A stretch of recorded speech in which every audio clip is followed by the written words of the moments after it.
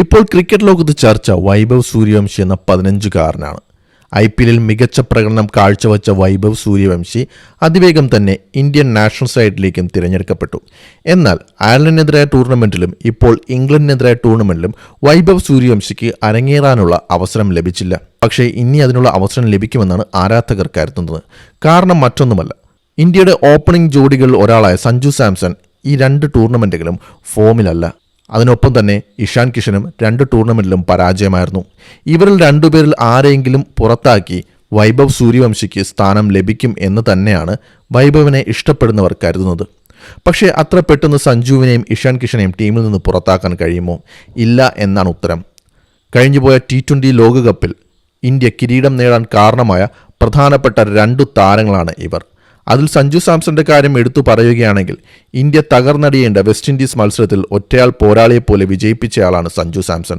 അവിടെ നിന്ന് സെമിയിലും ഫൈനലിലും സഞ്ജുവിൻ്റെ ഇന്നിംഗ്സ് ടീമിന് നിർണായകമായി. ഒന്ന് പറഞ്ഞാൽ ഒറ്റയാൾ പോരാളിയെപ്പോലെ ഇന്ത്യക്ക് ലോകകപ്പ് എടുത്തുകൊടുത്തു എന്ന് തന്നെ പറയാം സഞ്ജുവിൻ്റെ ഇന്നിംഗ്സ്. അതുപോലെ തന്നെയാണ് ഇഷാൻ കിഷനും. ടൂർണമെന്റിന്റെ തുടക്കം മുതൽ തന്നെ ഇഷാൻ കിഷൻ ഫോമിലായിരുന്നു. മറ്റുള്ള ബാറ്റർമാരെല്ലാം തന്നെ ഫോം കണ്ടെത്താൻ ബുദ്ധിമുട്ടിയപ്പോൾ രക്ഷകനായി എത്തിയത് ഇഷാൻ കിഷനാണ്. അദ്ദേഹത്തിൻ്റെ പ്രകടനവും ആ ലോകകപ്പിൽ നിർണായകമായിരുന്നു.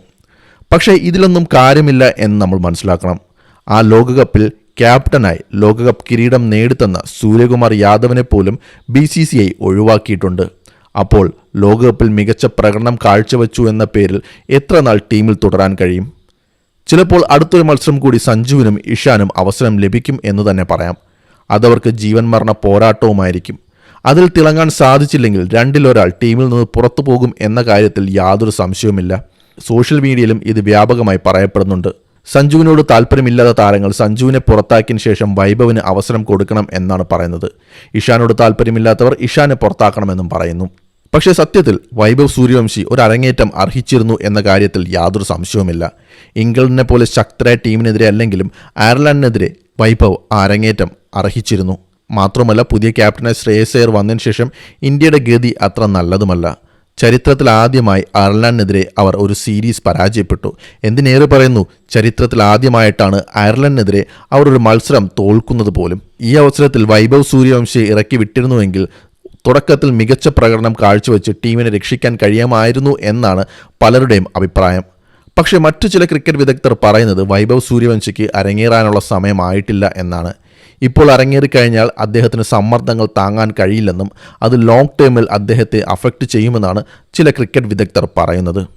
എന്നാൽ സുനിൽ ഗവാസ്കർ ഉൾപ്പെടെയുള്ളവർ പറയുന്നത് വൈഭവിന് അവസരം നൽകണം എന്ന് തന്നെയാണ്. കാരണം ഇത്തരം സമ്മർദ്ദങ്ങളെ അതിജീവിക്കാൻ കഴിയുന്ന താരമാണ് അദ്ദേഹമെന്ന് ഈ 15 വയസ്സിനുള്ളിൽ തെളിയിച്ചു കഴിഞ്ഞു എന്നാണ് സുനിൽ ഗവാസ്കർ പറയുന്നത്. അപ്പോൾ ആരാധകർ ഉറ്റുനോക്കുന്നത് ഇതാണ്: ആരെ പുറത്താക്കിയിട്ട് വൈഭവ് സൂര്യവംശി വരും? ആ നറുക്ക് വീഴുന്നത് ആർക്കായിരിക്കും? സഞ്ജുവിനാണോ, ഇഷാൻ കിഷനാണോ, അതോ മറ്റേതെങ്കിലും ബാറ്റർക്കാണോ? കാത്തിരുന്ന് കാണാം.